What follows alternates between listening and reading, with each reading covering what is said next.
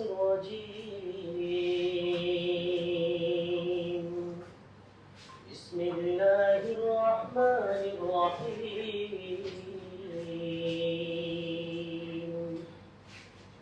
محمد رسول الله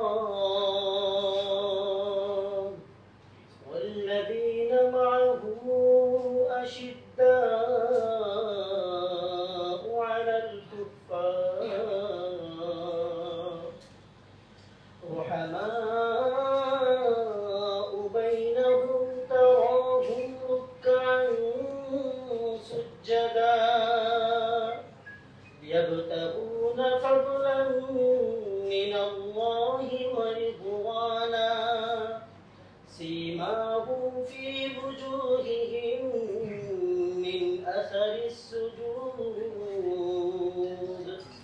ذلك مثلهم في التوراة ومثلهم في الإنجيل كزرع أخرج شطأه فآزره فاستغلظ فاستوى على سوقه يعجب الزراع ليغيظ بهم الكفار وعد الله الذين آمنوا وعملوا الصالحات لهم مغفرة وأجر عظيم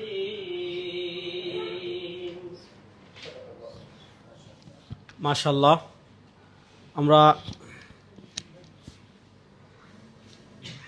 আমরা অত্যন্ত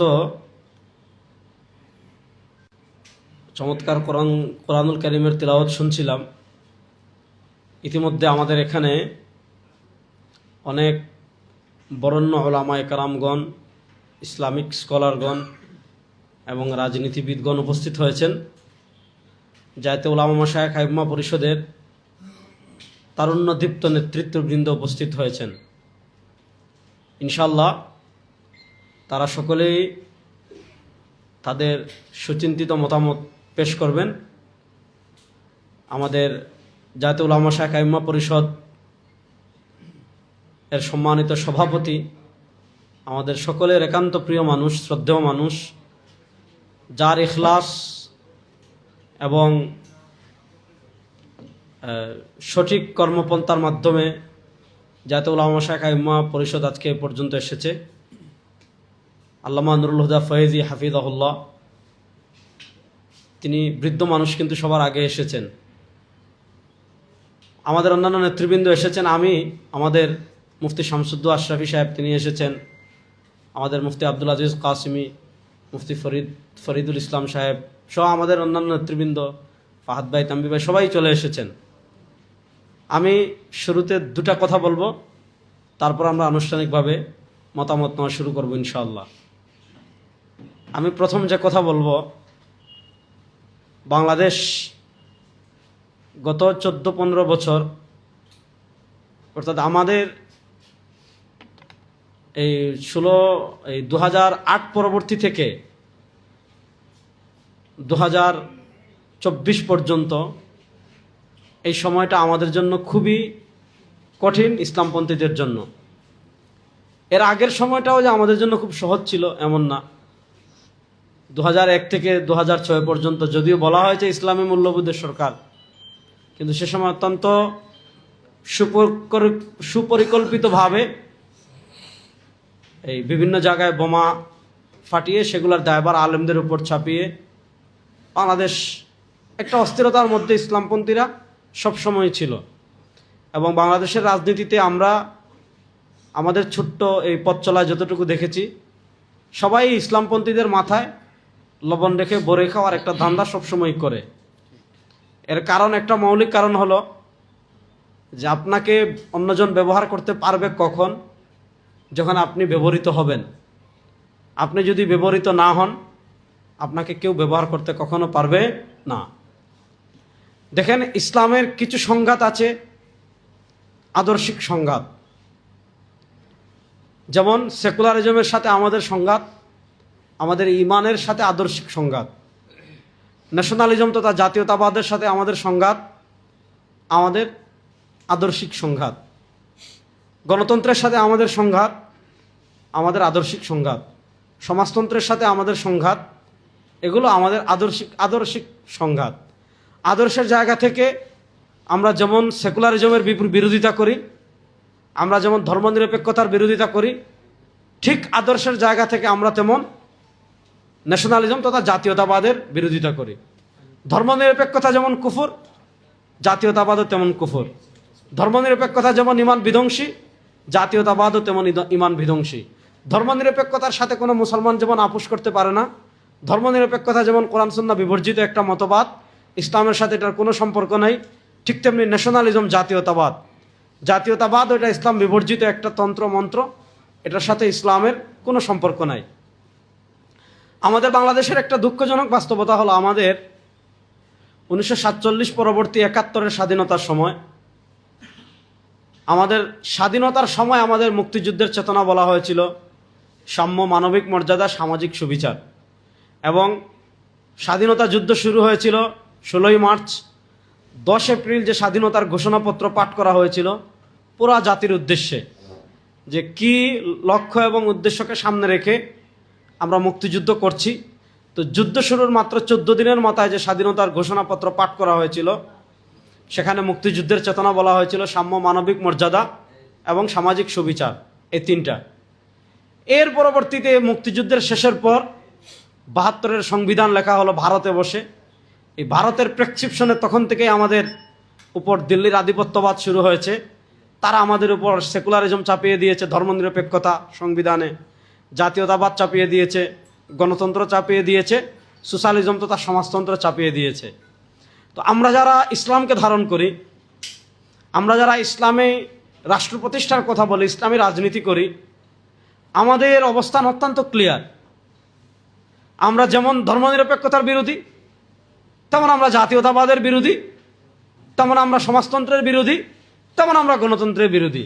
এখানে ধর্মনিরপেক্ষতার বিরোধিতা করে জাতীয়তাবাদী চিন্তা লালন করার কোনো সুযোগ নেই, আবার জাতীয়তাবাদের বিরোধিতা করে সেকুলারিজমের বিরোধিতা করার কোনো সুযোগ নেই। দুটাকে সমান করে বিরোধিতা করতে হবে।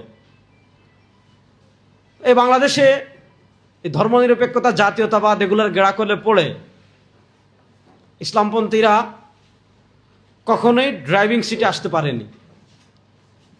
আমাদেরও যেমন কিছু খাতা আছে, তাদের দায়ভারের চেয়ে আমাদের দায়ভার বেশি।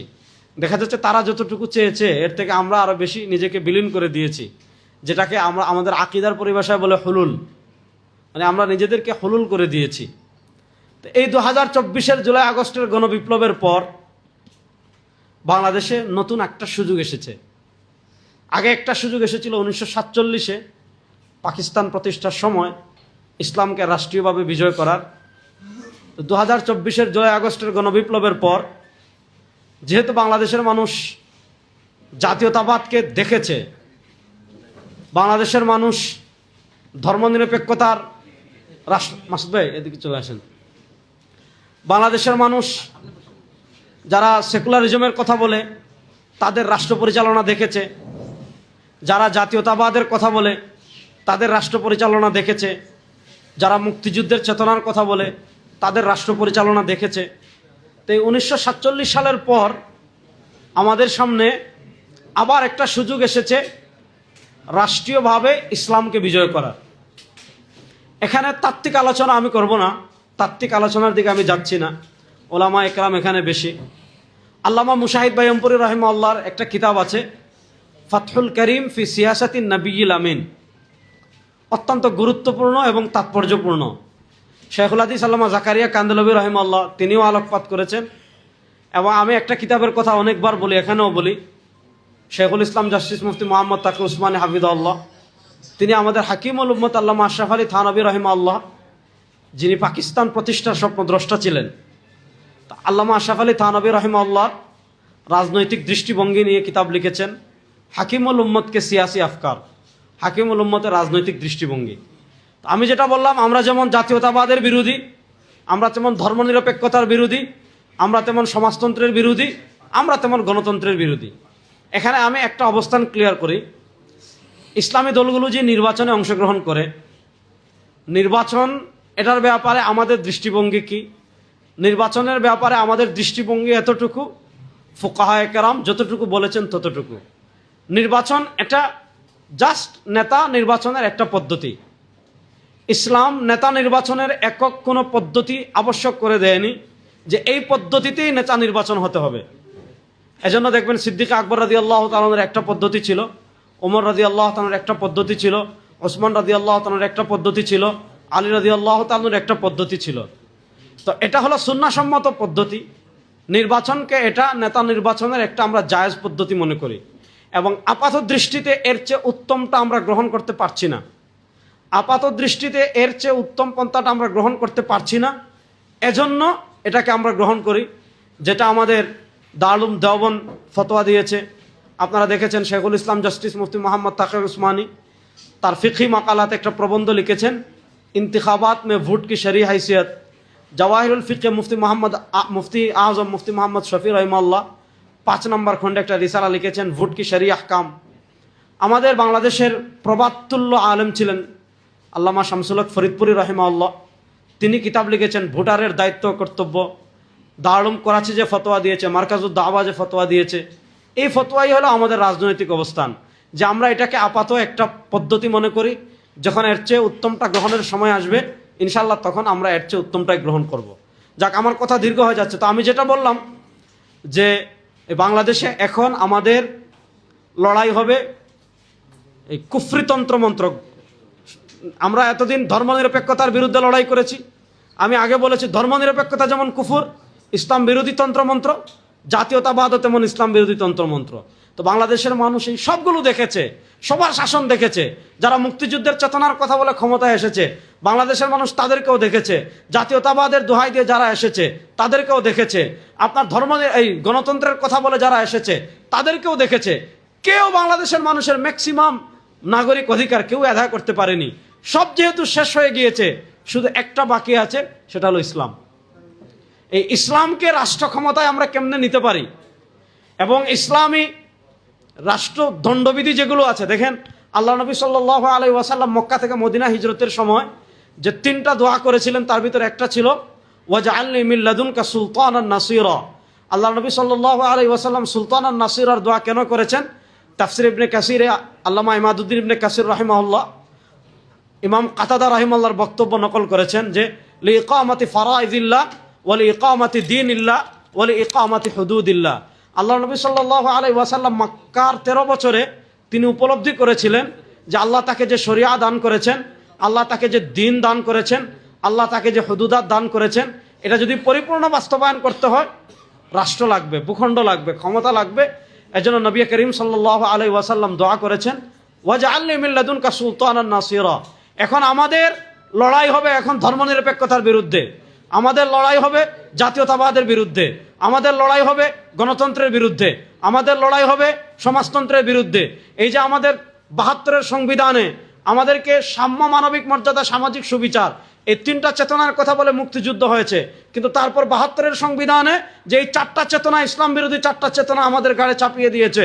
এই 4টা চেতনার বিরুদ্ধে লড়াই করে আমাদের মৌলিক যে শিরোনাম ছিল লা ইলাহা ইল্লাল্লাহ, সেই লা ইলাহা ইল্লাল্লাহর ভিত্তিতে বাংলাদেশ রাষ্ট্র কেমন হয়, এই কুফর এবং শিরকের বিরুদ্ধে মোকাবেলা করতে হলে আমরা যারা তাওহীদে বিশ্বাসী, আমরা যারা রিসালাতে বিশ্বাসী, আমাদের পারস্পরিক মতভেদ থাকবে, আমাদের পারস্পরিক ইখতিলাফ থাকবে, কিন্তু এগুলাকে আপন জায়গায় রেখে রাষ্ট্রীয়ভাবে যদি আমরা ইসলামকে বিজয় করার মিশন নিয়ে নামি, আমরা সবাই কেমনে ঐক্যবদ্ধ হব, আমরা সবাই কেমনে একসাথে কথা বলবো, আমরা কেমনে সবাই একসাথে এই ধরনের শিরকি কুফরি তন্ত্রমন্ত্রের মোকাবেলা করব, এটার ব্যাপারে আমাদের করণীয় কি? কারণ আলেমরা যেই ভাষায় কথা বলে, আলেমরা যেই সুরে কথা বলে, সাধারণ মানুষ কিন্তু ওইগুলা দ্বারাই প্রভাবিত হয়।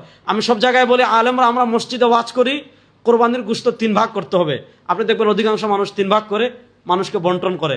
আমরা ওয়াজ করি যে দান সৎকা করতে হবে, মানুষ দান সৎকা করে। আমরা মানুষদেরকে মসজিদের মিম্বরে বুঝাই যে রমাদানে সদকাতুল ফিতর দিতে হবে, মানুষ সদকাতুল ফিতর দেয়। আমরা মানুষদেরকে বুঝাই আপনি হজ উমরা করতে হবে, মানুষ করে। আমরা মানুষদেরকে বুঝাই শবে বরাতে ইবাদত করতে হবে, মানুষ করে। আমরা বুঝাই ঈদের দিন আত্মীয় স্বজনের বাড়িতে তাদের খোঁজখবর নিতে হবে, মানুষ নেয়। অর্থাৎ আমরা যে ভাষায় কথা বলি মানুষ আমাদের দ্বারা আকৃষ্ট হয়। এখন আমাদের দায়িত্ব কি? আমার ব্যক্তিগত মত হলো আমরা প্রত্যেকের জায়গা থেকে ইসলামী রাষ্ট্র প্রতিষ্ঠার কথা বলবো।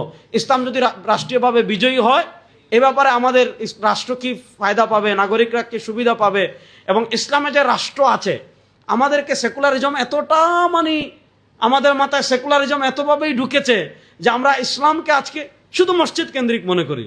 মসজিদে নামাজ পড়লে, ইবাদত বন্দেগী করলে পরিপূর্ণ ইসলাম আছে এটা মনে করি না। ইসলামে ইবাদত যেমন আছে, ইসলামে হুদুদাত তেমন আছে, ইসলামে দণ্ডবিধি তেমন আছে, ইসলামে রাষ্ট্র পরিচালনাও তেমন আছে। এখন একদম ঘর থেকে নিয়ে রাষ্ট্র পর্যন্ত সব জায়গায় আমরা দিন ইসলামকে কেমনে বিজয়ী করতে পারি, এই ব্যাপারে ওলামা একরামের মতামত এটা খুবই জরুরি। ওলামা একরামের মতামতকে সামনে রেখে এবং আমাদের ইসলামী রাজনীতিবিদ যারা আছেন, যেহেতু তাদের মাঠের অভিজ্ঞতা আছে, তাদের মতামতকে সামনে রেখে আমরা ওলামা একরাম কেমনে কর্মপন্থা নির্ধারণ করি, এটাকে সামনে রেখে আমাদের আজকের এই আয়োজন। ইতিমধ্যে দেখতে পাচ্ছেন আমাদের অনেক বরেণ্য ব্যক্তিবর্গ চলে এসেছেন। ফেনী থেকে আমাদের অত্যন্ত প্রিয় ভাই, বাংলাদেশের বিখ্যাত দায়ী এবং জনপ্রিয় ইসলামিক স্কলার মুফতি মোহাম্মদ আলী হাফিজুল্লাহ আমাদের মাঝে উপস্থিত হয়েছেন।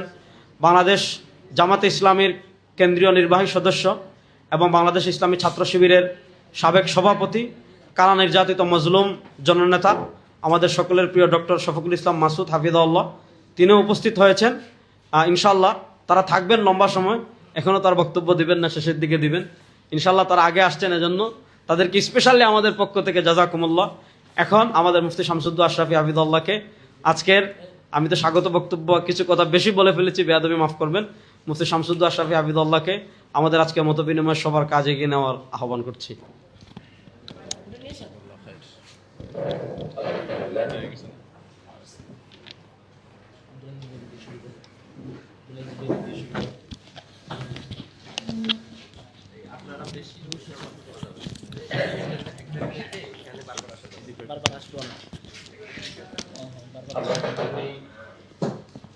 শুকরিয়া আদায় করছি আমাদের সম্মানিত আমন্ত্রিত অতিথিবৃন্দ যারা এসেছেন।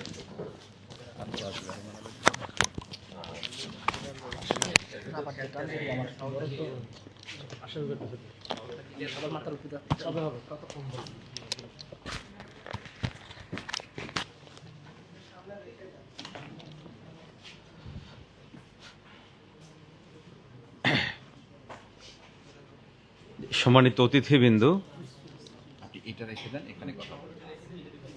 এটা রেখে দিব, ওটা থাকবে, এটা দেখুন হচ্ছে সাউন্ড, এটা তো হচ্ছে না, সাউন্ড চলে যাবে। জি,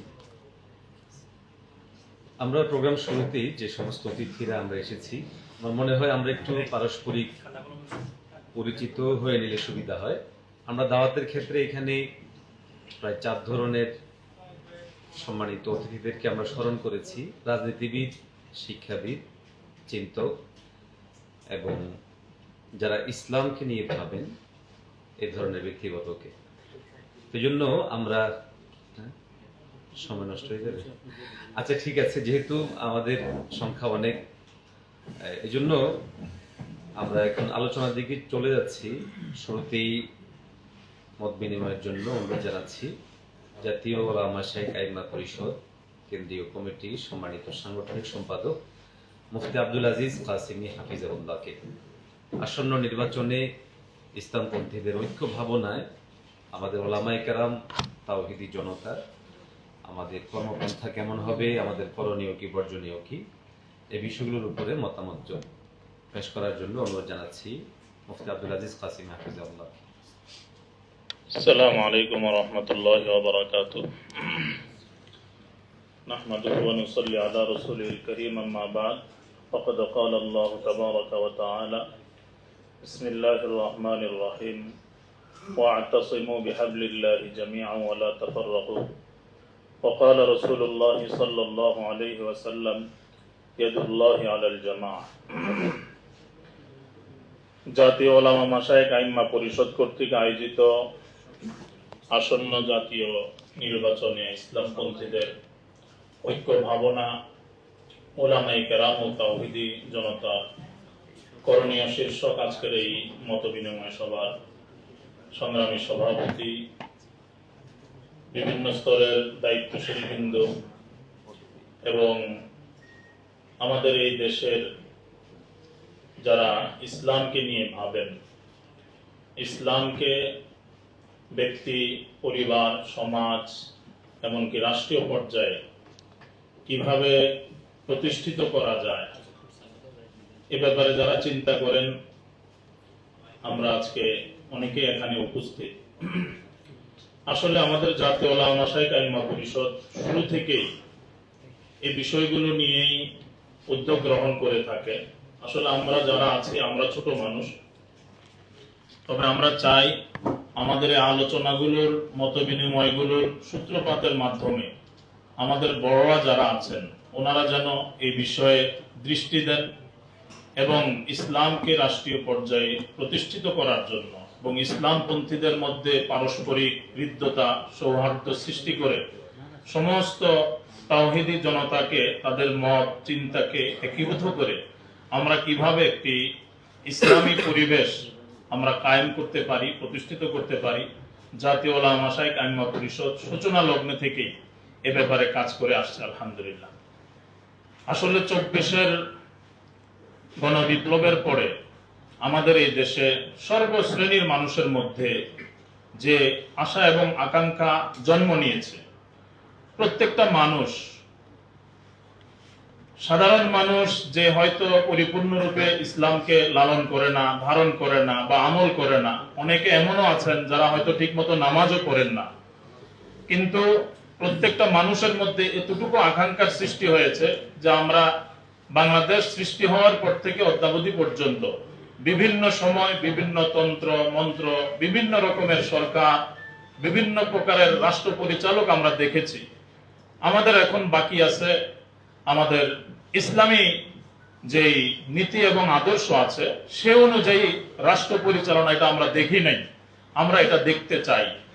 মানুষের মধ্যে এই আশা এবং আকাঙ্ক্ষার সৃষ্টি হয়েছে এবং আলহামদুলিল্লাহ এখন যে পরিবেশ আমাদের দেশে বিরাজ করতেছে এবং আমাদের বড়রা এ ব্যাপারে যেভাবে ফিকির করে সামনের দিকে অগ্রসর হচ্ছেন, আমাদের ইসলামী রাজনৈতিক দলগুলো তারা যেভাবে কাছাকাছি আসতেছেন, আমাদের অন্তরের মধ্যে আশার সঞ্চার হয়েছে।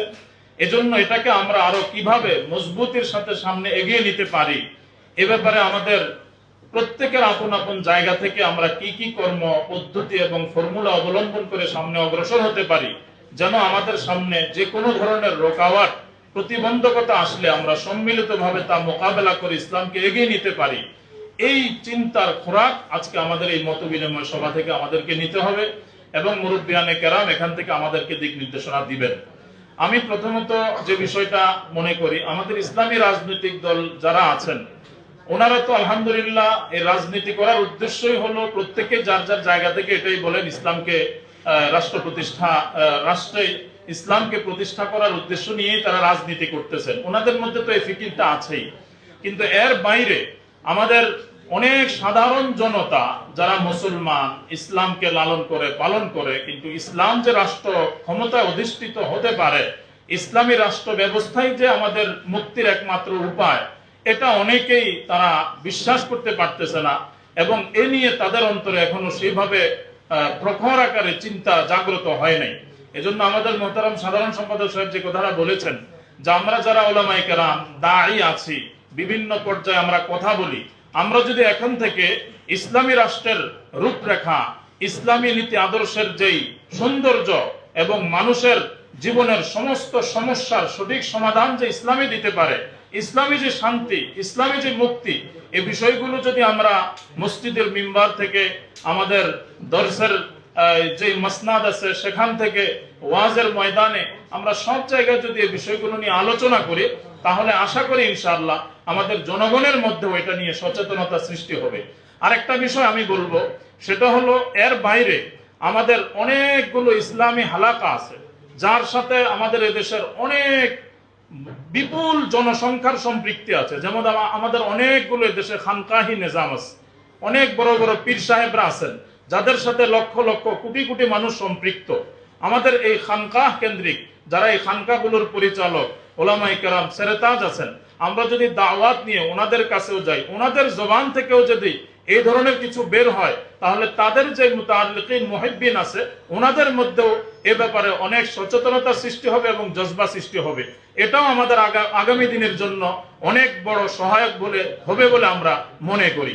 এছাড়া আমাদের এই দেশে অনেক ইসলামী স্কলার আছেন যারা হয়তো কোনো রাজনীতির সাথে সম্পৃক্ত না বা দলীয়ভাবে তারা কার্যক্রম পরিচালনা করেন না।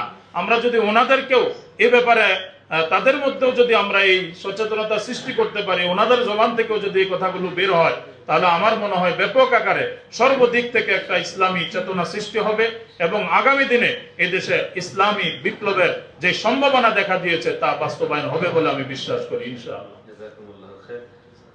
সম্মানিত অতিথিবৃন্দ, যেহেতু আমাদের আমন্ত্রিত দাওয়াতি মেহমানের সংখ্যা অনেক, জন্য অনুরোধ থাকবে আমরা মূল বিষয়গুলোকে ফোকাস দিব এবং মূল পয়েন্টগুলোকে আমরা প্রত্যেকেই যিনি আলোচনা করবো খেয়াল করবো যে আমাকে 1 থেকে সর্বোচ্চ 2 মিনিটের ভিতরে আমার প্রস্তাবনাটা পেশ করতে হবে। এক্ষেত্রে আলহামদুলিল্লাহ গুরুত্ব তো আমরা সবাই জানি যে ইসলাম দরকার, ইসলামের বিজয় দরকার, এদেশে ইসলাম ছাড়া বিকল্প নাই। তো আমরা ভূমিকার কথাগুলো না বলে মূল কোন কোন পয়েন্ট, এটা রোড ম্যাপ, যেন আমরা আজকের এই প্রোগ্রাম থেকে উম্মার সামনে একটা বিষয় দিতে পারি যে এই রোড ম্যাপটাকে সামনে রেখে এদেশে ইসলামপন্থীদের মাঝে ঐক্য হতে পারে এবং সে ঐক্যের একটা প্রভাব, রাজনৈতিক প্রভাব তৈরি হতে পারে। এই ধরনের আমরা রোড ম্যাপ ইনশাআল্লাহ দেওয়ার চেষ্টা করব। এ পর্যায়ে আমি অনুরোধ করছি আজকের এই মত বিনিময়ে মতামত পেশ করার জন্য জামিয়া মাহমুদিয়া যাত্রাবাড়ির সম্মানিত প্রিন্সিপাল মুফতি ইমাদউদ্দিন সাহেবকে সংক্ষিপ্তভাবে ওনার মতামত পেশ করার জন্য।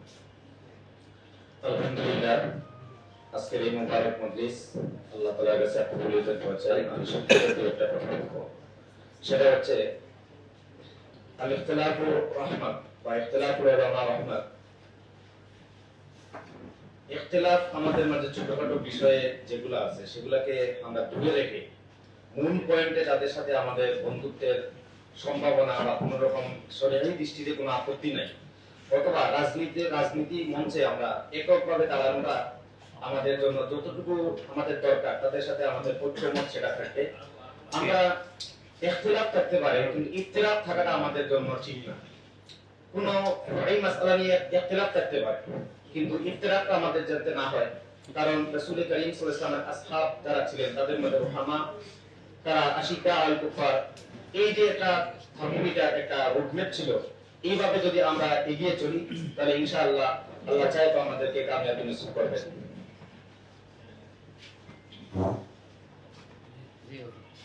জাযাকুমুল্লাহ খায়র। আমি মতামত পেশ করার জন্য অনুরোধ জানাচ্ছি জাতীয় উলামা শাইখ আইম্মা পরিষদ নোয়াখালী থেকে আগত জামিয়া আমানতপুরের সম্মানিত মুহাদ্দিস মুফতি ইমদাদুল্লাহ সাহেবকে ওনার মতামত পেশ করার জন্য অনুরোধ জানাচ্ছি।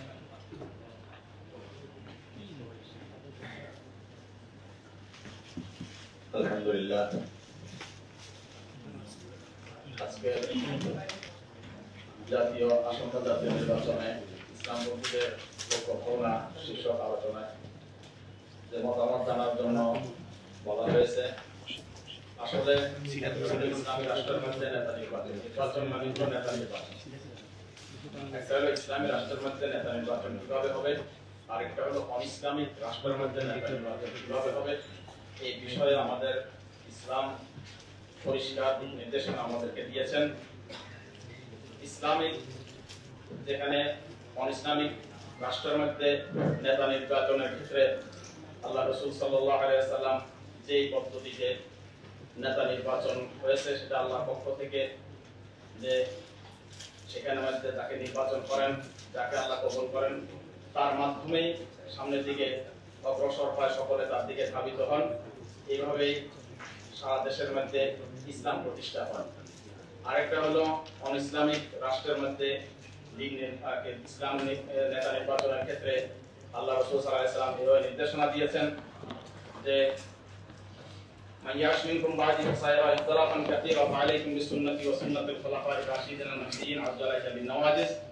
রাসূলুল্লাহ সাল্লাল্লাহু আলাইহি ওয়াসাল্লামের সুন্নাত এবং খুলাফায়ে রাশিদিনের সুন্নাত কিনারা যেইভাবে রাসূল সাল্লাল্লাহু আলাইহি ওয়াসাল্লাম যেভাবে পরবর্তী নেতা নির্বাচনের নির্দেশনা দিয়েছেন এবং খোলাফা রাশিদিন যেভাবে নির্দেশনা দিয়েছেন সেই হিসাবে নেতা নির্বাচন করা এটা হলো ইসলামের তরিকা।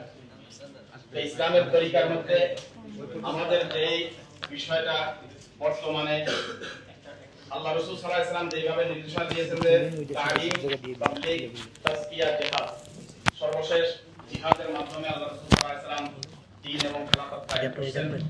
এটাকে আমাদেরকে ইসলাম পন্থীদের সকলের একমাত্র লক্ষ্য থাকবে আমাদের জিহাদ। আর জিহাদ ব্যাপক শব্দ, এখানে আমাদের অস্ত্রের জিহাদ, এটা চূড়ান্ত জিহাদ। এছাড়া রয়েছে আমাদের নির্বাচনী যে প্রক্রিয়া বর্তমান এখন আছে, এই নির্বাচনটাকে আমরা যদি জিহাদ হিসাবে গ্রহণ করে নেই, এক জিহাদ হিসাবে গ্রহণ করে আমরা এখানে জন্য এখানে ঐক্যবদ্ধ আমরা হতে পারি। এই ক্ষেত্রে আল্লাহ জাল্লা শানহু আমাদেরকে যে নির্দেশনা দিয়েছেন সেই নির্দেশনা যদি আমরা ফলো করি, আশা রাখি ইনশাআল্লাহ আমরা কামিয়াব হব। সেই নির্দেশনা হলো তাআলাউ ইলা কালিমাতিন সাওয়াইন বাইনানা ওয়া বাইনাকুম, তোমরা এক কালিমার মধ্যে তোমরা সকলে ঐক্যবদ্ধ হও, সেটা হলো লা ইলাহা ইল্লাল্লাহ মুহাম্মাদুর রাসূলুল্লাহ। এই লা ইলাহা ইল্লাল্লাহ বলনেওয়ালা যত আমাদের ইসলামপন্থী দল আছে সকলে ঐক্যবদ্ধভাবে আমরা কাজ করব। আর আরেকটা নির্দেশনা যেটা আল্লাহ পাক রব্বুল আলামিন আমাদেরকে দিয়েছেন, ইয়া আইয়ুহাল্লাযীনা আমানুসবিরু ওয়াসাবিরু ওয়ারাবিতু ওয়াত্তাকুল্লাহ লাআল্লাকুম তুফলিহুন, যে এই নির্দেশনা পালনে আমাদের জাতীয় ঐক্য সফল হওয়ার ক্ষেত্রে আল্লাহ জাল্লা শানহু চারটা আমাদেরকে নির্দেশনা দিয়েছেন। এক নাম্বার নির্দেশনা সবর, আমাদের উপরে যত রকমের ঝামেলা আসবে সেটার উপর সবর করা, পরস্পর ঐক্যমত্যের ভিত্তিতে একে অপরের বিরুদ্ধে কথা আসার কারণে যেই ঘাত প্রতিঘাত আসবে তার উপরে সবর করা, ও রবিতু এবং সকলের মধ্যে পারস্পরিক রাবেতা কায়েম রাখা, যোগাযোগ লেয়াজ মেনটেন করে রাখা, কোনো অবস্থাতে যেন আমাদের একে অপর থেকে যেন আমাদের বিচ্ছিন্ন না হয়, কাউকে অবমূল্যায়ন অবজ্ঞা না করা, সকলকে মূল্যায়ন করে আমরা যদি সামনের দিকে অগ্রসর হই। আর একটা হলো সর্বশেষ আল্লাহ বলেছেন ওয়াত্তাকুল্লাহ, এই ঐক্যর ক্ষেত্রে আল্লাহ তাকওয়া গ্রহণ করা। আল্লাহ আমাদের সকলকে তৌফিক দান করেন। সম্মানিত অতিথিবৃন্দের প্রতি দৃষ্টি আকর্ষণ করছি, আর আমরা অনেকেই হয়তো আলোচনা রাখবো, এই জন্য আমাদের পক্ষ থেকে ছোট ছোট দেওয়া হচ্ছে। আপনারা আপনাদের নাম, প্রাতিষ্ঠানিক পরিচয় এবং কোনো দলীয় পরিচয় থাকলে সেটাও লিখে একটু পাঠিয়ে দিলে আমরা ইনশাআল্লাহ সেই হিসেবে আপনাদেরকে আহ্বান আমন্ত্রণ জানাতে পারবো। আলোচনার ক্ষেত্রে আমি আরেকটু রোডম্যাপ বলি। আমাদের এখানে শিরোনাম হচ্ছে আসন্ন জাতীয় নির্বাচনে। যেহেতু জাতীয় নির্বাচন শব্দটা এসেছে, অতএব আমাদের আলোচনার ক্ষেত্রে নির্বাচনে অংশগ্রহণ, প্রার্থিতা, আমাদের জনশক্তি এবং আসন্ন নির্বাচনগুলোতে আমাদের সম্ভাবনার জায়গাটা কতটুকু, আমরা কিভাবে উম্মাহকে জাগাতে পারি, এই ধরনের টু দ্য পয়েন্ট। আমরা বলছি 1 থেকে 2 মিনিটের বিষয় বেশি আসলে সময় দেওয়ার সুযোগ নেই, এই জন্য এর মধ্যেই আমরা মূল পয়েন্টগুলো উল্লেখ করার চেষ্টা করবো ইনশাআল্লাহ। যেমন আমাদের দেশে একটা ব্যাপকভাবে প্রচলিত কথা, এবং এটা আমরা অনেকে বিশ্বাস করি, সেটা হচ্ছে যে এদেশে কখনো ইসলাম ক্ষমতায় যাবে না, ইসলামপন্থীরা ক্ষমতায় যাবে না, যেতে পারবে না। যার জন্য আমাদের বহু মানুষ ইসলামপন্থী কোনো প্রার্থীকে ভোট এটা এই জন্য দেয় না যে লাভকে আমার ভোটটা নষ্ট করে, আমি তো ভোটটা নষ্ট করবো না, এই জন্য তিনি তাকে ভোট দেন না। এটা একটা ভয়ঙ্কর ব্যাপার। তো এই ধরনের আরো অনেক নেগেটিভ আছে যেগুলোকে দাঁড় করিয়ে লোকদের মাথায় এটা ঢুকিয়ে দেওয়া হয়েছে। আরেকটা গুরুত্বপূর্ণ বিষয় আমরা জানি যে এদেশে শরিয়া ভীতি, ইসলামী আইন ভীতি, এটা ব্যাপকভাবে মানুষের মাথায় দিয়ে দেওয়া হয়েছে। তো এই যে নেগেটিভ বিষয়গুলো ছড়িয়ে দেওয়া, এবং আমাদের পারস্পরিক হুজুররা কখনো এক হবে না, হুজুররা সবসময় ভিন্ন থাকবে, আলেমরা ভিন্ন থাকবে, ইসলামপন্থীরা এক হবে না, এটা তৈরি করে দেওয়া। আরেকটা বিষয় আপনারা জানেন যে সবসময় বলা হয়ে থাকে ইসলামপন্থীরা তো এক হচ্ছে না, ইসলামপন্থীদের দল তো গণা যায়। আর 5ই আগস্টের পর এই পর্যন্ত নতুন কোন ইসলামী দল হয় নাই, কিন্তু 5ই আগস্টের পর এই পর্যন্ত ইসলামপন্থী না এরকম দল হয়েছে কমপক্ষে কয়েক ডজন।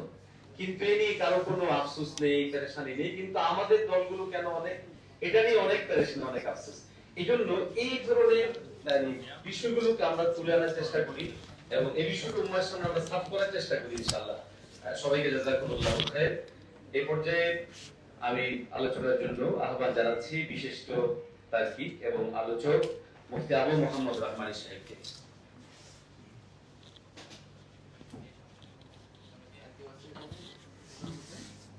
এখন আপনি আসসালামু আলাইকুম ওয়া রাহমাতুল্লাহি ওয়া বারাকাতুহু। আলহামদুলিল্লাহি ওয়াহদাহু ওয়াসসালাতু ওয়াসসালামু আলা রাসূলিল্লাহ ওয়া বা'দ। আউযু বিল্লাহি মিনাশ শাইতানির রাজীম। বিসমিল্লাহির রাহমানির রাহিম। ولا تنازعوا فتفشلوا وتذهب ريحكم واصبروا إن الله مع الصابرين. وقال رسول الله صلى الله عليه وسلم يد الله على الجماعة أو كما قال عليه الصلاة والسلام.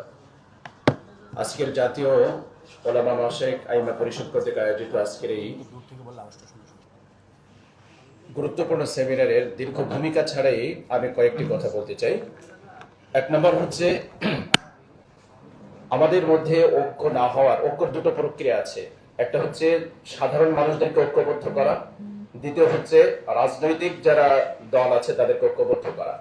সাধারণ মানুষ তারা ঐক্যবদ্ধ আমরা কেন করতে পারছি না? এই জায়গায় সেকুলারিস্ট যারা আছে তাদের বড় একটা সফলতা আছে। তারা আমাদের সাধারণ মুসলমানদেরকে বোঝাতে সক্ষম হয়েছে যে ইসলাম মানেই হচ্ছে নিছক কিছু কালচার ফলো করা, কিছু আনুষ্ঠানিকতা পালন করলেই আমি একজন ফার্স্ট ক্লাস মুসলিম হয়ে গেলাম। ধরুন একজন মানুষ সে 5 ওয়াক্ত নামাজ জামাতের সাথে পড়ে, হজ করে, যাকাত দেয়, সবকিছু ঠিকমতো করে, কিন্তু যখনই আপনি তাকে কোরআনের শাসনের কথা বলবেন, কোরআনের আইনের কথা বলবেন, তখনই সে তার ভ্রুটা কুঞ্চিত করে ফেলবে, তখনই তার চেহারাটাকে বিকৃত করে ফেলবে। তাহলে আমার প্রশ্ন হলো, আপনি তাকে কিভাবে মুসলিম বলবেন? আল্লাহ রাব্বুল আলামিন কোরআনে বলছে, আল ইয়াউমা আকমালতু লাকুম দীনাকুম ওয়া আতমামতু আলাইকুম নি'মাতি। আমাদের দিন তো পরিপূর্ণ। আমাদের যারা সাধারণ মুসলিম আমরা আছি, আমরা নামাজটা ইসলাম থেকে নেই, হজটা ইসলাম থেকে নেই, যাকাতটা ইসলাম থেকে নেই, কিন্তু অর্থনীতিটা আমরা ইহুদিদের কাছ থেকে নিচ্ছি। আমরা নামাজ ইসলাম থেকে নিব, কোরআন ইসলাম থেকে নিব, কিন্তু বিচার ব্যবস্থা আমরা ব্রিটিশদের থেকে নেব। আমরা ইসলামের আনুষ্ঠানিকতা বা যে বিধিবিধানগুলো আছে, ইবাদত যেগুলো আছে, সেগুলো আমরা ইসলাম থেকে নিচ্ছি, কিন্তু রাষ্ট্র পরিচালনার নীতি আপনি যদি আমেরিকার থেকে নেন, তাহলে আপনাকে আমি কেমনে মুসলিম বলি, কিভাবে মুসলিম বলি? সেকুলারিস্ট এবং সেকুলারিজমের সবচেয়ে বড় একটা সফলতা এই জায়গায় যে তারা আমাদের সাধারণ যারা মুসলমান আছে তাদের অন্তরে ভিতরে এই চিন্তা চেতনাটাকে ঢুকিয়ে দিতে পেরেছে। তা না হলে 2013 সালে আমেরিকার পিউ রিসার্চ গবেষণা চেন্টার একটা জরিপ করেছেন, আপনারা অনেকে জানেন। সেই জরিপের রিপোর্ট হলো বাংলাদেশের 82% মানুষ শরিয়া আইন চায়।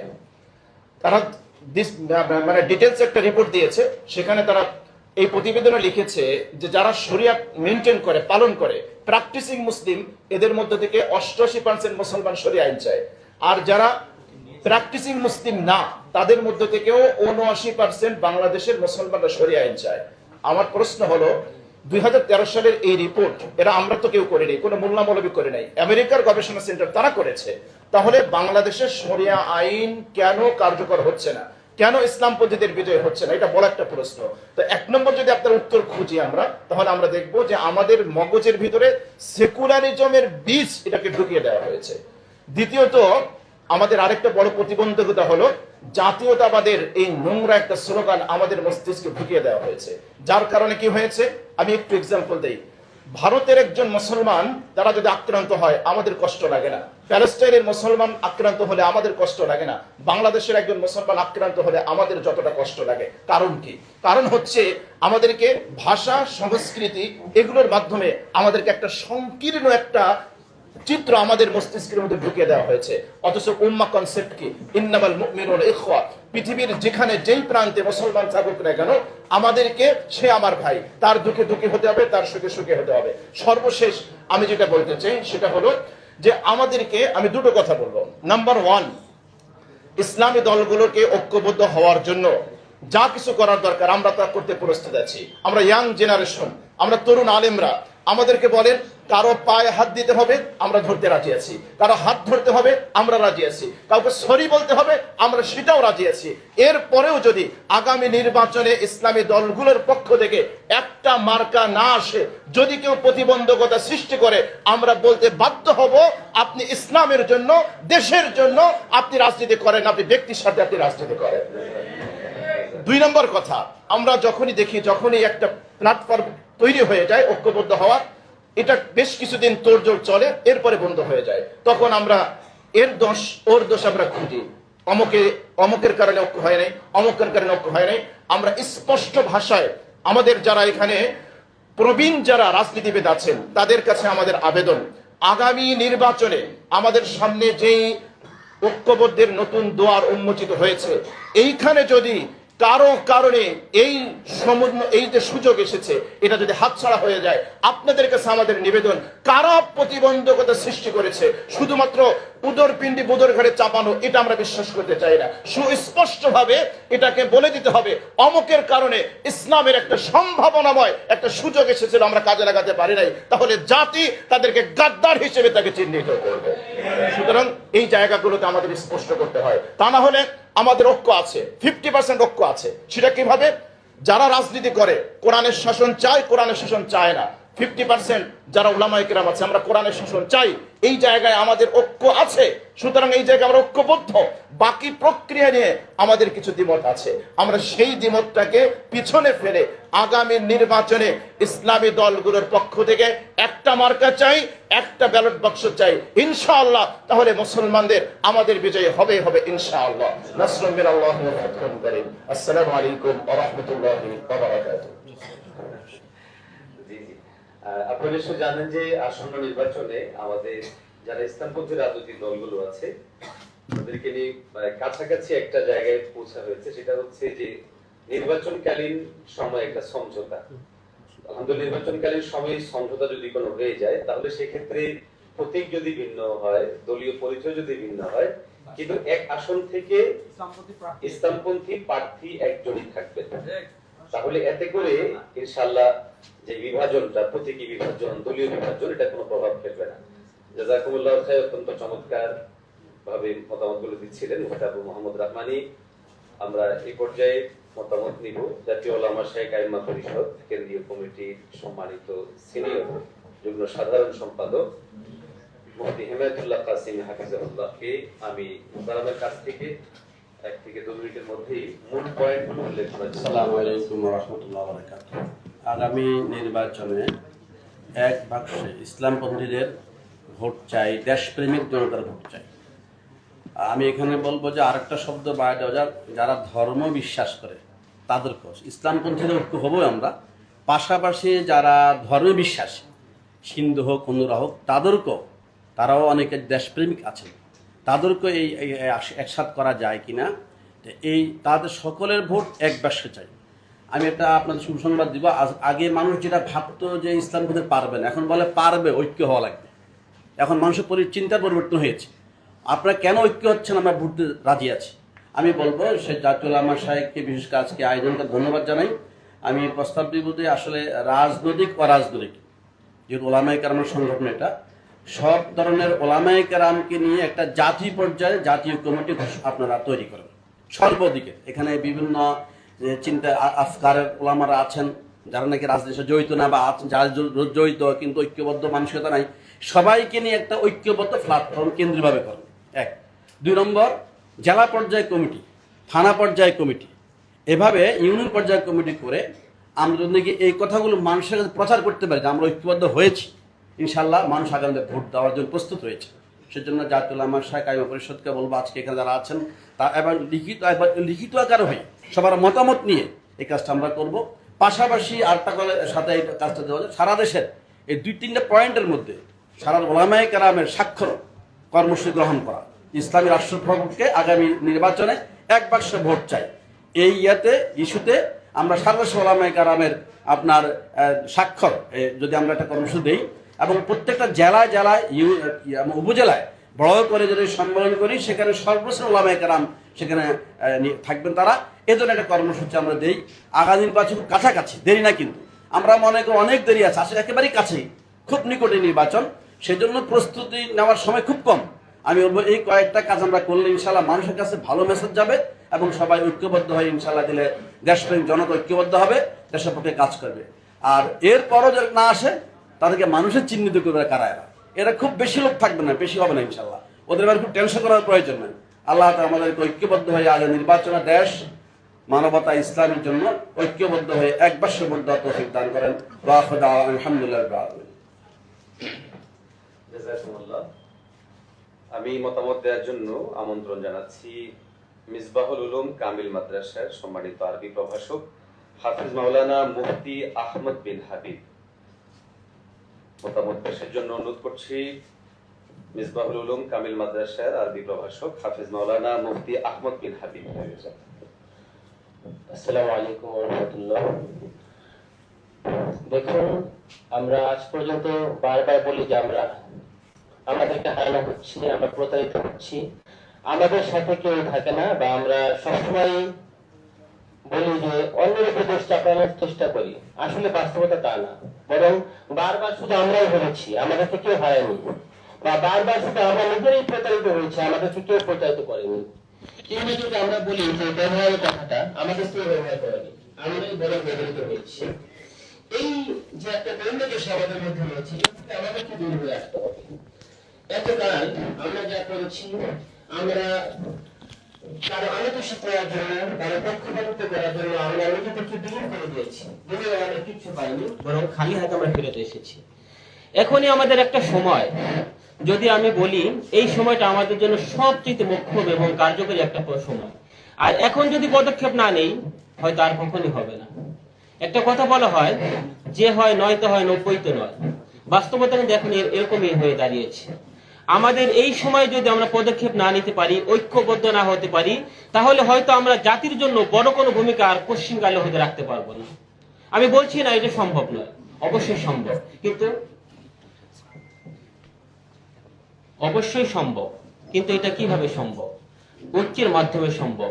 আমরা যদি আমাদের দ্বিধা বিভক্তি, আমাদের আমিত্ব, আমাদের লোভ লালসা সব বাদ দিয়ে আজকে যদি ঐক্যবদ্ধ হওয়ার ইচ্ছা পোষণ করি এবং ভাবি আমাদের কিছু চলে যাক না, আমার কিছু স্বার্থ না থাকুক, কিন্তু ইসলাম বিজয়ী হোক, তাহলে দেখবেন ইসলাম আসলে বিজয়ী হবে। এই ইসলামটাকে বিজয়ী করতে যদি আমরা চাই এবং ঐক্যবদ্ধ হতে আমরা যদি চাই, আমি বলবো আজকে এই মুহূর্তে আমার মনের একদম একান্ত নিবেদন থেকে আজকে আমি আমাকে বিলীন করে দেই শুধুমাত্র ইসলামের জন্য এবং ইসলামের ঐক্যের জন্য। দেখুন, আমি ভূমিকা ছাড়াই কিছু কথা বলছি, কোনো ধরনের আয়াত আমি বলছি না। কোরআনের মধ্যে আছে ইন্না হাযিহি উম্মাতুকুম উম্মাতান ওয়াহিদা, এই আয়াতের কয়েকটা অর্থ হতে পারে, কিন্তু আমরা যদি বলি ইসলামের বিজয় একমাত্র উম্মতের ঐক্যের ভিত্তিতেই হবে, সেটা কিন্তু এই আয়াতই প্রমাণ করে।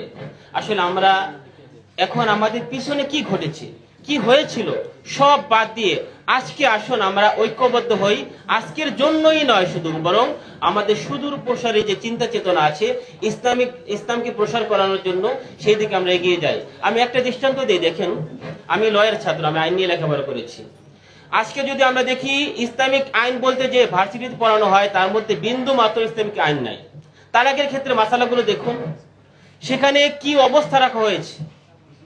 আমি বিস্তারিত বলতে পারবো না, সময় খুবই কম। অতএব কোরআনের মধ্যে যে আল্লাহ তাআলা বলেছেন ওমান লাম ইয়াহকুম বিমা আনজালাল্লাহু ফাউলাইকুমুজ জালিমুন ফাউলাইকুমুল কাফিরুন ফাউলাইকুমুল ফাসিকুন, যে কথাগুলো বলেছেন এইগুলোর বিপরীতে কি আমাদের কি কোনো পদক্ষেপ নেওয়া উচিত না? এই কোরআনের হাদিসের যে বিধানগুলো, মানদণ্ডগুলো, আইনগুলো কার্যকর করা আমাদের কি দরকার না ভাই? যদি দরকার হয় আমি সকলকে বলবো, দেখুন আমরা সবকিছু ভুলে যাই। আজকের এই দিনে, এখন এই মুহূর্তেই আমরা প্রতিজ্ঞা নেই, ইনশাআল্লাহ আগামী দিন হবে ইসলামের এবং আগামী সময় হবে ইসলামের এবং আগামী দেশটা হবে ইসলামের। আল্লাহ তাআলা তেমনই একটা দেশ দিক, তেমনই একটা ঐক্য দিক এবং তেমনই একটি জাতি দিয়ে ইসলামকে বিজয়ী করুক, সেই আশা ব্যক্ত রেখেই আমি আমার সংক্ষিপ্ত কথা এখানে শেষ করলাম। ওয়া তাওফীক ইল্লা বিল্লাহ। আল্লাহ তাআলা আমাদেরকে ঐক্যবদ্ধ হওয়ার তৌফিক দান করুন। জাযাকুমুল্লাহু খাইর। সম্মানিত আলোচক বিন্দু, আমাদের সামনে যে মাইক গুলো আছে আমরা দূর থেকে বললেও শোনা যাবে, এই জন্য একটু দূর থেকে বললে আমাদের শুনতে সহজ হয়। এ পর্যায়ে আমি মতামত দেওয়ার জন্য অনুরোধ জানাচ্ছি সিলেট থেকে আগত জনাব মাওলানা মিম সুফিয়ান, পরিচালক মঈনুল ইসলাম মাদ্রাসা। মাওলানা মিম সুফিয়ান। আলহামদুলিল্লাহ ওয়াসসালাতু ওয়াসসালামু আলা রাসূলিল্লাহ। কোনো প্রকার ভূমিকা ছাড়াই আসলে এখানে বড়রা আছেন এবং সকলেই এখানে আলেম বিদ্বান মানুষ এবং সকলেই আশা করি কোরআন হাদিসের আলোকে ঐক্যের যত জরুরত আছে সবই আমরা জানি। কিন্তু ঐক্যের পথে অন্তরায় যেগুলো, সেগুলো যদি আমরা কাটিয়ে উঠতে পারি তাহলেই ঐক্য হওয়া সম্ভব। আমার ছোট্ট দেমাগে যা মনে হয়, ঐক্যের পথে যে কতটা অন্তরায় রয়েছে তার মধ্যে একটা হচ্ছে আমাদের বড়দের আশপাশে আমরা ছোট যারা থাকি তারাই হচ্ছেন ঐক্যের পথে মূলত অন্তরায় হয়ে থাকেন। আমার মনে হয়েছে এটাই, যে কারণে আমাদের বড়রা সেই কাঙ্ক্ষিত ঐক্য পর্যন্ত পৌঁছতে পারেন না। এই ছোটরা বিভিন্ন ধরনের কানপড়া দিয়ে আমাদের বড়দেরকে সেই ঐক্য থেকে দূরে সরিয়ে রাখেন।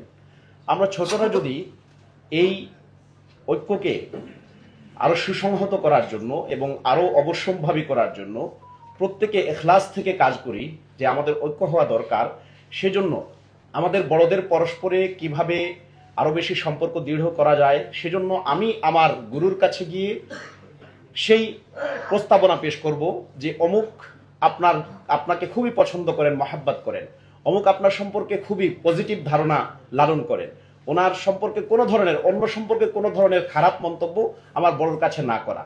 এইভাবে আরো যত পন্থায় বড়দের কাছে ঐক্যটাকে জরুরি বলে তুলে ধরা যাবে, ততই আমাদের ঐক্য আরো সুসংহত হবে। আরেকটা বিষয় হচ্ছে আমাদের অনলাইন, আমাদের সোশ্যাল প্ল্যাটফর্মে আমরা কোনো প্রকার প্রাজ্ঞতা ছাড়া, কোনো প্রকার সুবুদ্ধি ছাড়া, কোনো প্রকার সুন্দর ধারণা ছাড়া অনলাইনে যাচ্ছে তাই ইচ্ছে মতো লেখালেখি করি, যে কারণে ঐক্যের পথে বড় একটা অন্তরায় হয়ে দাঁড়ায় আজকালকার অনলাইন সোশ্যাল মিডিয়া প্ল্যাটফর্মের এই সমস্ত এলোপাতাড়ি লেখালেখি ইত্যাদি। আরেকটা বিষয় হচ্ছে আমাদের অনেকের বিভিন্ন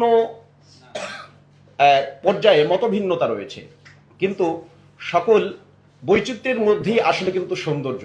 সেই বৈচিত্র্যের সৌন্দর্যটাকে আমরা খুবই বিশ্রীভাবে আমাদের সোশ্যাল মিডিয়া প্ল্যাটফর্মে উপস্থাপন করি। বিশেষ করে আমার মত যেটা, খিলাফা কায়েম করতে হবে, এই জন্য বাকি যত আছেন সকলকে বাতিল বলে আমি প্রচারণা চালাতে লাগলাম। আমার মতে শুধুমাত্র গণতান্ত্রিক পন্থায় খিলাফা কায়েম হবে, সেই জন্য আমি শুধু গণতান্ত্রিক পন্থাটাকে এখানে হাইলাইট করলাম, আর বাকি যত আছে সকলকে বাতিল বলে আমি প্রচারণা চালাতে লাগলাম। এইসব কারণে আরো বেশি সমাজে অনৈক্যের সৃষ্টি হয়। বিশেষ করে আমরা যদি প্রত্যেকে উগ্রতা বাদ দিয়ে এবং প্রান্তিকতা বাদ দিয়ে বাস্তবমুখী চিন্তা নিয়ে ধৈর্যের সাথে, এখলাসের সাথে, নিষ্ঠার সাথে কাজ করি প্রত্যেকটা ময়দানে, নিজের অঙ্গন থেকে আমি সবার আগে যদি এই আশা রাখি, এই প্রতিজ্ঞা করি যে আমার অঙ্গন থেকে, আমার পক্ষ থেকে ঐক্যের পথে অন্তরায় কোনো একটা কাজও প্রকাশ পাবে সেটা কখনো হতে দেব না, তখনই কিন্তু বৃহত্তর ঐক্য কায়েম হওয়া সম্ভব। আল্লাহ সুবহানাহু ওয়া তাআলা আমাদের সকলকে তৌফিক দান করুন। ওয়া আখিরু দাওয়ানা আলহামদুলিল্লাহি রাব্বিল আলামিন ওয়া আসসালামু আলাইকুম ওয়া রাহমাতুল্লাহ। অনেকগুলো গুরুত্বপূর্ণ পয়েন্ট এসেছে। এ পর্যায়ে আলোচনা করার জন্য অনুরোধ জানাচ্ছি জেলা মডেল জামে মসজিদ নোয়াখালীর সম্মানিত খতিব মাওলানা আকরাম হুসাইন সাহেব। আলহামদুলিল্লাহ, আসলে অনেক গুরুত্বপূর্ণ বিষয় আলোচনা হয়েছে, আমাদের বড়রা উপস্থিত আছেন। আমি শুধু বিনয়ের সাথে বড়দের কাছে একটা আবেদন রাখতে চাচ্ছি। আমাদের ভাই রাজাউল করিম আবরার হাফিজাহুল্লাহ এবং শাহেখ আবু মোহাম্মদ রহমানী সাহেব ওনাদের আলোচনাতে বলেছেন এই কথা। বিশেষ করে রহমানী সাহেব আমেরিকার একটা রিসার্চ সেন্টার, একটা গবেষণা প্রতিষ্ঠানের একটা প্রতিবেদন আমাদের সামনে তুলে ধরেছেন, যে প্রতিবেদনের আলোকে বলা যায় বাংলাদেশের 80% উপরে মুসলমান শরিয়া আইন চায়।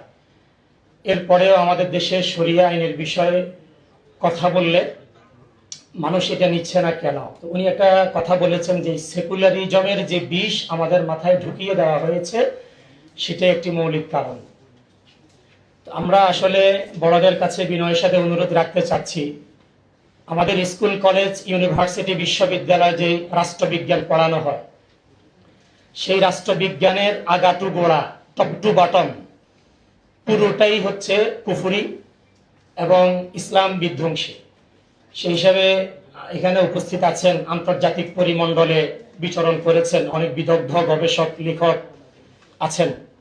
আমরা আপনাদের কাছে ছোট হিসেবে অনুরোধ রাখতে চাচ্ছি, এমন কিছু বই অথবা এমন কিছু তথ্য উপাত্ত আমাদেরকে দিবেন, আমরা যেন মিম্বার থেকে ইসলামী রাষ্ট্রবিজ্ঞান, ইসলামী রাষ্ট্র ব্যবস্থা, ইসলামের ফৌজদারি আইন, ইসলামের বিশেষ করে ইসলামী দণ্ডবিধি এবং ফৌজদারি আইনের বিরুদ্ধে তথ্য সন্ত্রাস, যে মিডিয়া সন্ত্রাস 1924 সন থেকে আজ পর্যন্ত বিশ্বব্যাপী ছড়িয়ে ছিটিয়ে আছে, সেটার বিরুদ্ধে আমরা যেন মিম্বার থেকে সুন্দরভাবে মানুষকে তুলে ধরতে পারি।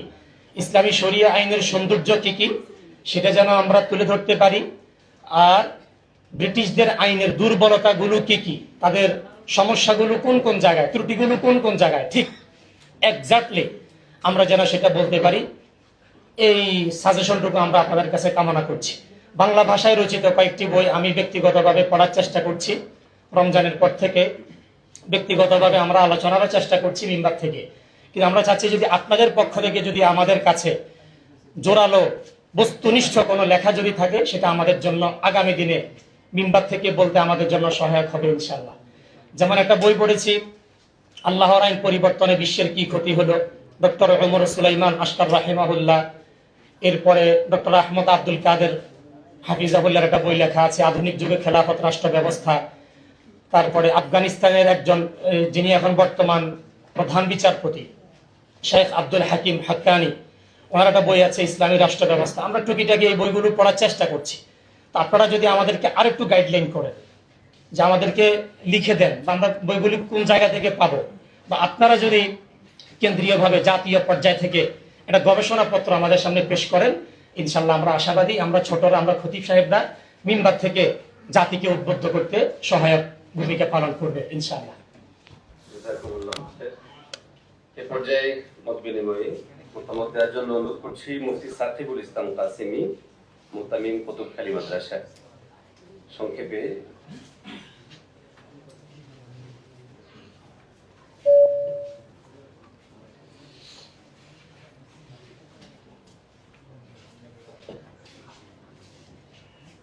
نحمد ونصلي على رسوله الكريم أما بعد فأعوذ بالله من الشيطان الرجيم بسم الله الرحمن الرحيم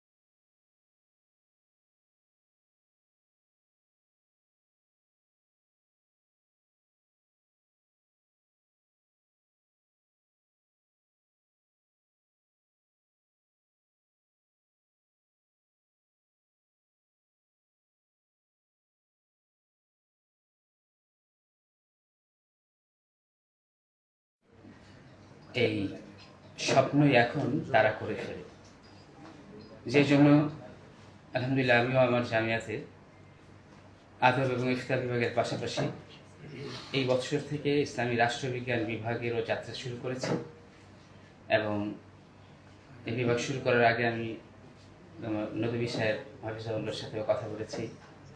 আমাদের আবরার ভাই তো আছেন, শেখ মুসা আল হাফিজাহুল্লাহ সহ বেশ কিছু জাতীয় রাষ্ট্রচিন্তক ওলামায়ে কেরামের সাথে আলোচনা করে এই বিভাগের যাত্রা শুরু করেছে এবং বাকায়দা আলহামদুলিল্লাহ দর্স চলছে।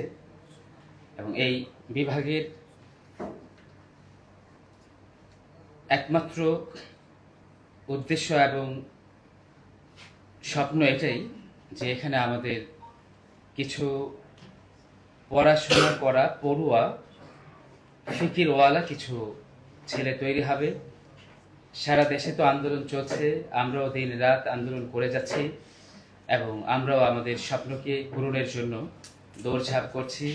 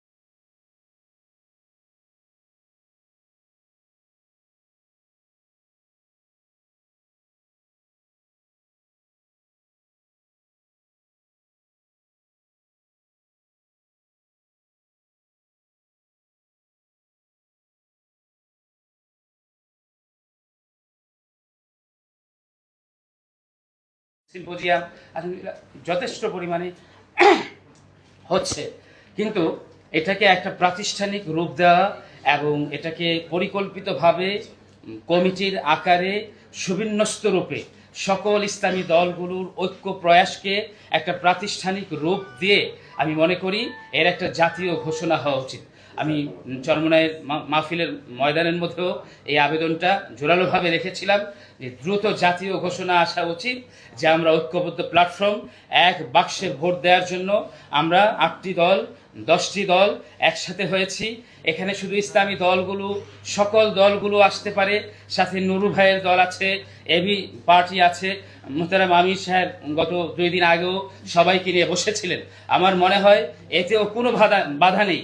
আমি হামেদ সাহেব হুজুর রহিমউল্লাহর ইসলামী আধুনিক রাষ্ট্রবিজ্ঞান এবং ইসলাম এই কিতাবটাও দেখছি এবং আরও কিছু কিতাব দেখছি।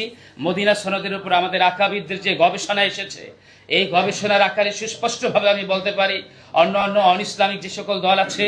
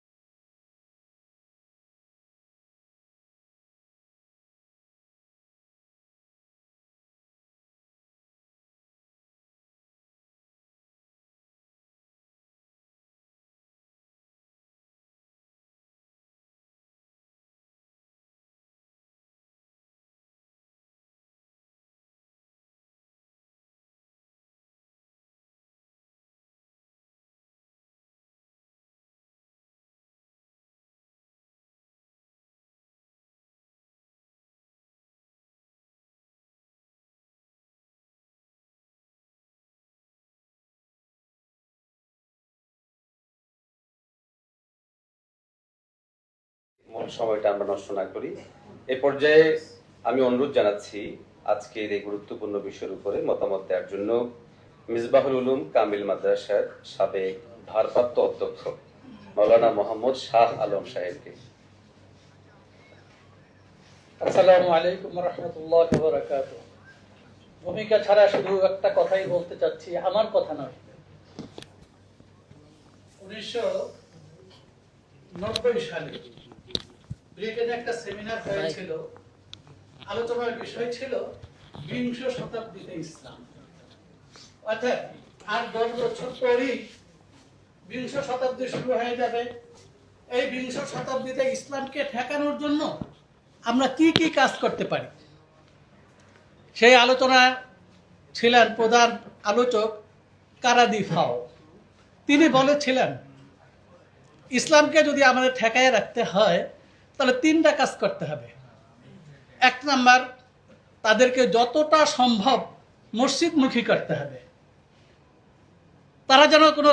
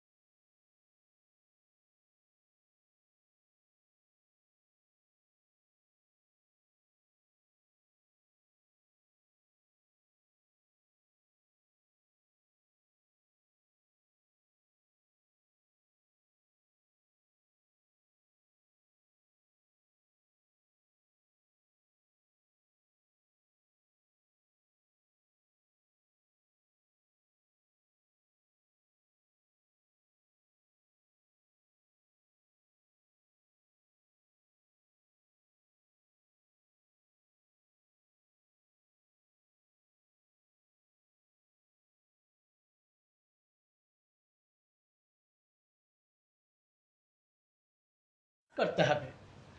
আর এই বিংশ শতাব্দী আর 10 বছর পরে শুরু হবে। মুআজ্জাজ হাজরিন, আজকে 25 বছর হয়ে গেল, বিংশ শতাব্দী চলে গেছে। এখন কিন্তু একটু বিংশ শতাব্দী, এই যে এখন এইটা 25 বছর আগে চলে গেছে, আমরা কি এটা আশা করতে পারি না এই শতাব্দীটা ইসলামের শতাব্দী? যদি তা করতে হয় তাহলে আমাদের কয়টা কাজ করতে হবে? 1 নাম্বার কাজ, আমরা এইখানে যারা আছি আমরা যে এক সময় বলতাম ইসলাম আলাদা, ধর্ম আলাদা, রাজনীতি আলাদা, এইটা যেমন আমাদের মোটামুটি কেটে গেছে। কিন্তু এখন আমাদের প্রত্যেকেরই উচিত যে যেই স্থানে আসি না কেন এইখান থেকেই দর্শে কোরআন শুরু করা। কোনো মসজিদে, কোনো খানকায়, কোনো যেখানেই হোক, আমরা প্রত্যেকেই যেন অন্তপক্ষে সপ্তাহে একটা দিন হলেও যেন কোরআনের দর্শের ব্যবস্থা করি। এটা আমার 1 নম্বর আবদার। 2 নম্বর আবদার, আগামী জাতীয় নির্বাচনের ব্যাপারে আমরা অমুক না অমুক যে কথাগুলো, যে পরামর্শগুলো এসেছে,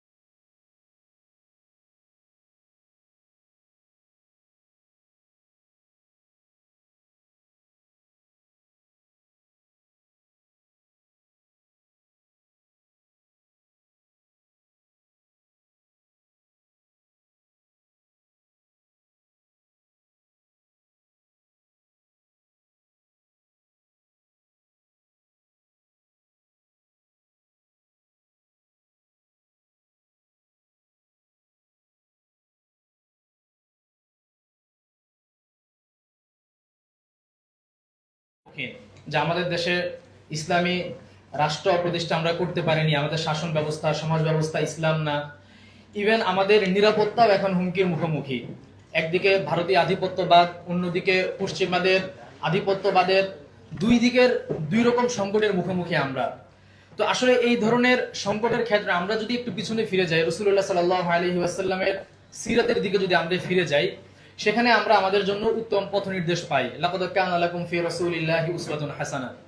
তো নবীজি সাল্লাল্লাহু আলাইহি ওয়াসাল্লাম মদিনায় হিজরত করে যাওয়ার পর মদিনার সেই সমাজে মানুষদের দিকে আমরা তাকালে দেখি যে সেখানে আউস গোত্র ছিল, খাজরাজ গোত্র ছিল, আর যারা মক্কার কুরাইশ গোত্রে যারা হিজরত করে এসেছিল, এই 3 শ্রেণীর মানুষজন ছিল মেইনলি আরব। আর আরবের বাইরে সেখানে ইহুদিদের 3টা গোত্র ছিল। তো এই যে আরবদের 3টা শ্রেণী আর ইহুদিদের 3টা শ্রেণী ছিল, আমরা দেখি যে মদিনার নিরাপত্তার হুমকির মুখে রাসূলুল্লাহ সাল্লাল্লাহু আলাইহি ওয়াসাল্লাম সমাজের স্থিতিশীলতা এবং নিরাপত্তার জন্য সেখানে কিন্তু তিনি ইহুদিদের সঙ্গেও একটা নিরাপত্তা চুক্তিতে গিয়েছিলেন। তো ওইখানে ঐক্যটা সেটা রাজনৈতিক ঐক্য ছিল, দেশীয় নিরাপত্তার স্বার্থ ঐক্য ছিল।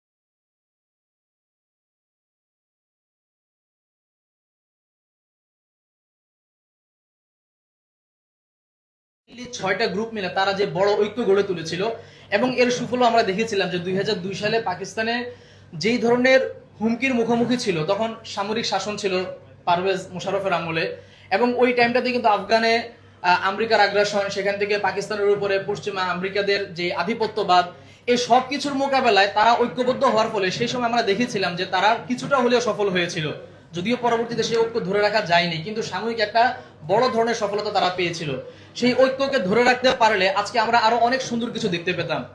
তো আমি সংক্ষেপে মূলত যেটা বলতে চাচ্ছি সেটা হচ্ছে যে আমাদের ঐক্যের প্রশ্ন আসলেই প্রথমত বাধা হয়ে দাঁড়ায় যে যারা আমাদের আদর্শগতভাবে, যাদের সঙ্গে আমাদের কিছুটা দ্বিমত আছে, মিল নেই, তাদের সঙ্গে আমাদের ঐক্য হতে পারে কিনা। তো এখানে আমরা 2টা পয়েন্ট দেখলাম। প্রথমত, যখন দেশ নিরাপত্তার ইস্যুতে ভোগে তখন সেখানে শুধু মুসলিম কেন, অমুসলিমের সঙ্গেও তো ঐক্য করা যায়। আদর্শ তো অনেক পরের ব্যাপার, অমুসলিমের সঙ্গে যেখানে ঐক্য করা যায় সেখানে ভিন্ন আদর্শের কারোর সঙ্গে কেন করা যাবে না। আর আমরা দেখি আমাদের আকাবির আসতাবদের মধ্যে এর উদাহরণ আছে। তো তো আমার মনে হয় যে আমরা যারা ঈমান এবং ইসলামের প্রশ্নে আমরা একমত, যাদের মধ্যে ঈমান আছে, এই ঈমানকে সামনে রেখে ঈমানদার যারা আছে তাদের মধ্যে উখুয়াতের ভিত্তিতে জাতীয় নিরাপত্তার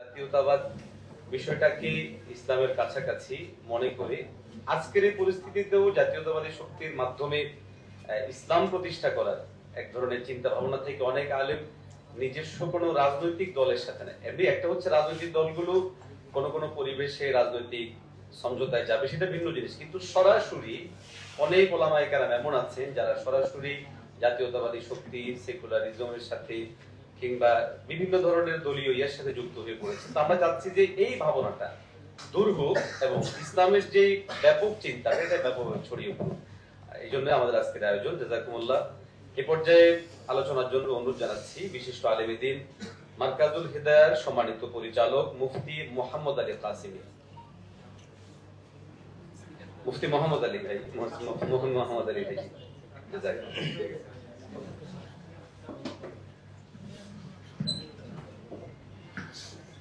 আসসালামু আলাইকুম ওয়া রাহমাতুল্লাহ। সম্মানিত উপস্থিতি, আলহামদুলিল্লাহ আমরা এখানে যারা আছেন সকলে উলামায়ে কেরাম, শুধু ইঙ্গিত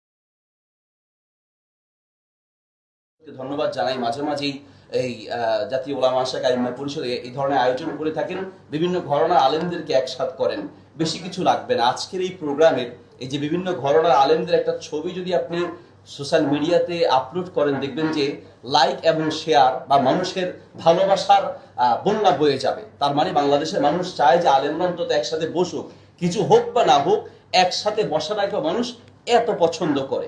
আরেকটা কথা আমি বলবো, আমাদের ঐক্যের ফাটল নষ্ট করার জন্য সোশ্যাল মিডিয়ার অসংখ্য আইডির জন্ম হয়েছে, অসংখ্য পেজের জন্ম হয়েছে, অসংখ্য মিডিয়ার জন্ম হয়েছে ইসলামপন্থীদের মাঝে ঐক্যের ফাটল সৃষ্টি করার জন্য।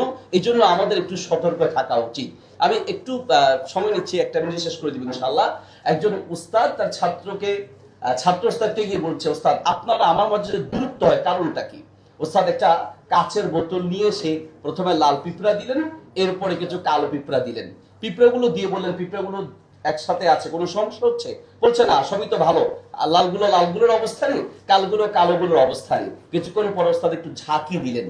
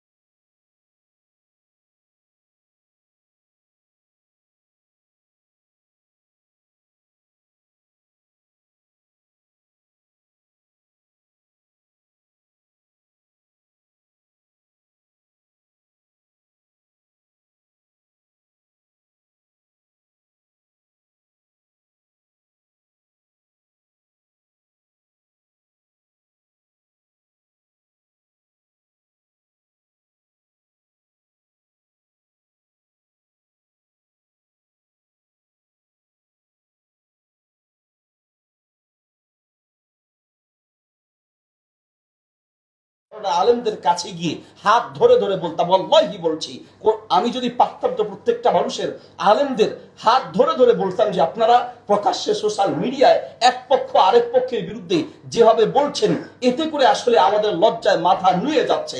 কারণ এতে করে সবচেয়ে বেশি খুশি হচ্ছে ইসলাম বিদ্বেষীরা।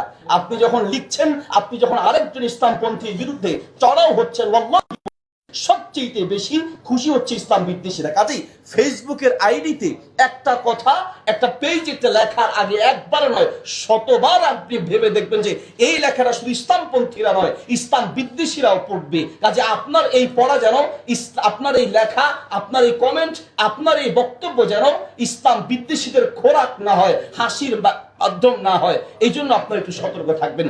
সর্বশেষ আমি আপনাদেরকে সংক্ষিপ্ত আকারে শুধু 10টা পয়েন্ট আমি পয়েন্ট আকারে একটু বলেই শেষ করে দেবো ইনশাআল্লাহ। সময় নাকি শেষ না? আচ্ছা, শুধু সংক্ষেপে বলছি। 1 নম্বর হচ্ছে আমাদের ইখলাস থাকা উচিত ঐক্যের জন্য। 2 নম্বর হচ্ছে একজন আরেকজনের প্রতি সম্মান রাখা উচিত, কথা বলতে গিয়ে তুচ্ছ তাচ্ছিল্যবোধ রাখা উচিত নয়। 3 নম্বর আল ইত্তিহাদ মা আল ইখতিলাফ,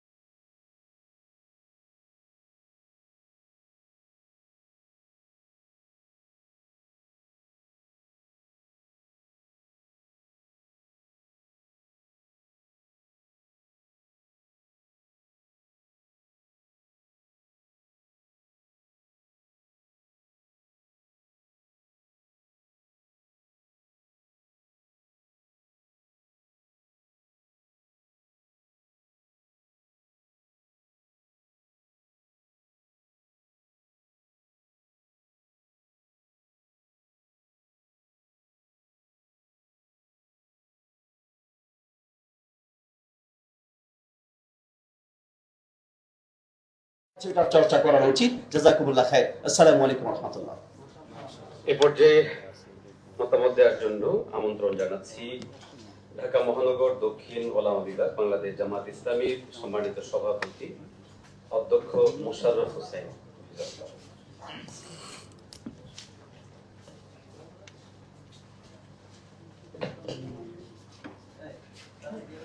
আসসালামু আলাইকুম ওয়া রাহমাতুল্লাহ। আউযু বিল্লাহি মিনাশ শাইতানির রাজীম। বিসমিল্লাহির রহমানির রহিম।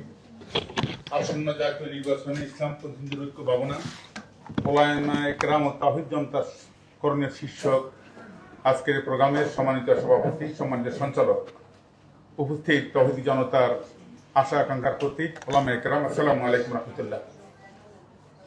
সম্মানিত মেহমানদের গুরুত্বপূর্ণ আলোচনায় অনেক বিষয় চলে এসেছে, যেহেতু সময় অত্যন্ত কম, আমি আমার কথা 3টা বিষয়ে একটু আপনাদের দৃষ্টি আকর্ষণ করতে চাচ্ছি।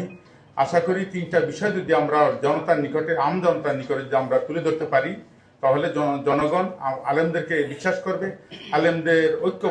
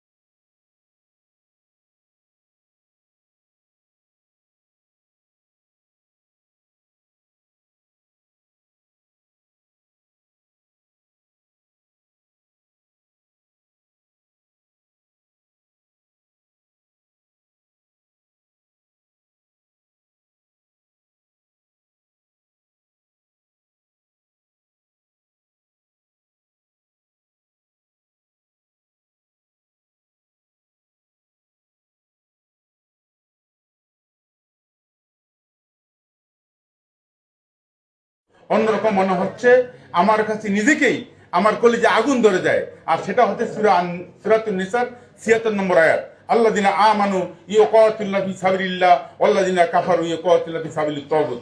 যারা ঈমানদার তারা জিহাদ করে আল্লাহর জমিনে আল্লাহর বিধান কায়েম করতে। ফতোয়া দিয়েছেন মহান আল্লাহ তাআলা। পক্ষান্তরে ওয়াল্লাযিনা কাফারু, আর যারা কাফের, ইউকাতিলুনা ফি সাবিলিত তাগুত, তারা জিহাদ করে আল্লাহর জমিনে তাগুতি বিধান তথা মানবরচিত বিধান সমাজে কায়েম করতে। ওলামা একরাম যদি আজকে সূরাতুন নিসার এই আয়াতটা যদি সুন্দরভাবে লোকদের নিকটে আমরা যদি উপস্থাপনা করতে পারি, তাহলে তাদের ভুলটা ভেঙে যাবে, তারা সকল মত এবং পথকে বাদ দিয়ে কোরআনের পথে তারা আসবে, আলেমদের ডাকে তারা সাড়া দিবে। সর্বশেষ যেই আমার আহ্বানটা থাকবে সেটা হচ্ছে এই যে আজকে এই যে আমরা আলোচনার শেষে এইভাবে আমরা সিদ্ধান্ত নিতে পারি আসন ভিত্তিক, এখন থেকে সময় আমাদের খুব কাছাকাছি, হয়তোবা আসন ভিত্তিক এখনই ওলামায়ে কেরামের ঐক্যবদ্ধ একটা নির্বাচনী কমিটি হওয়া দরকার। কারণ নির্বাচনের পূর্ব মুহূর্তে যদি আমরা শুরু করি হয়তো আমরা শেষ করতে পারবো না। এখন থেকে যদি আমরা আসন ভিত্তিক ওলামায়ে